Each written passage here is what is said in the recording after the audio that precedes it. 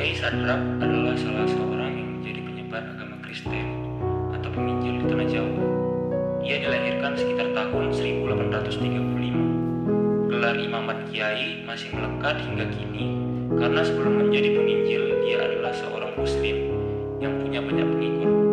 Nama kelahirannya adalah Radin, dan saat ia berguru di pesantren daerah Jombang, namanya bertambah menjadi Radin Abbas. Radin Abbas kemudian ikut kelas katekisasi yang diajar oleh Wezo. Di dalam proses kelas katekisasi tersebut, ia berkenalan dengan seseorang yang sudah sepuh bernama Ibrahim Tunggul Wulung yang asalnya sedaerah dengan Radin, yaitu dari daerah Bondo Keresidenan Jepara. Semenjak perkenalan tersebut, Radin menyatakan kehendaknya menjadi murid Tunggul Wulung. Di Batavia, kemudian Radin dibaptis pada tanggal 14 April 1867 dan menjadi anggota gereja Zion Batavia yang beraliran Hervorm. Saat dibaptis, dia berusia 26 tahun dan memiliki nama baptisan Sadrak. Semenjak saat itu, dia tidak lagi dipanggil Radin Abbas. Setelah dibaptis, Sadrak kemudian kembali ke Semarang. Di sana Tunggul Wulung telah mendirikan beberapa desa Kristen, yaitu Banyuwoto, Tegalombo, dan yang paling terkenal adalah desa Bondo di utara Jepara. Setelah sempat menjadi pemimpin jemaat Bondo, karena Tunggul Wulung berkeliling untuk menarik orang-orang untuk tinggal di Bondo, namun setelah Tunggul Wulung kembali ke Bondo, Sadrak pun keluar dari Bondo dan keliling menuju Kediri saat berusia 35 tahun dan pergi ke Purworejo. Di Purworejo lah Sadrak diangkat anak oleh pendeta yang bernama Stephen Phillips.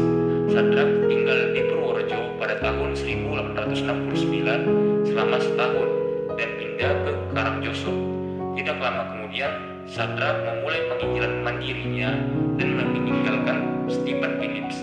Penginjilan yang dilakukan Sadrak menggunakan sistem debat, dan nyatanya hal itu berhasil dengan mengkristenkan Ibrahim dan Kasan Mataram yang pada saat itu sedang populer. Pengabaran Kristen Sadrak sebenarnya mendapat pertentangan yang cukup berat dari kelompok Sending.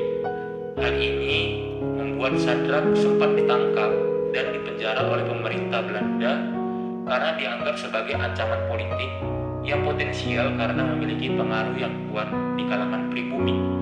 Namun, Sadrak dibebaskan setelah dipenjara selama hampir 3 bulan oleh karena pemerintah Belanda tidak dapat menemukan bukti yang cukup kuat untuk memberatkan hukumannya. Setelah keluar penjara, ia kembali dapat bekerja sebagai penginjil tanpa adanya rintangan. Di dalam metode berikutnya, Sadrak lebih memilih menggunakan simbol, yang dimana Sadrak tertarik menggunakan simbol yang merupakan aspek yang penting di dalam kebudayaan Jawa. Simbol yang dipilihnya adalah sapu yang dibagikannya kepada 80 kelompok jemaat setempat.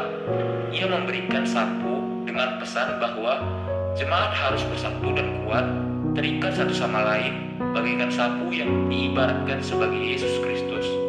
Setelah perjalanannya dalam menginjil di wilayah Jawa, pada 14 November 1924, di dalam usianya yang mendekati 90 tahun, Radin Abbas Sadrak Supranata atau Kiai Sadrak meninggal dunia.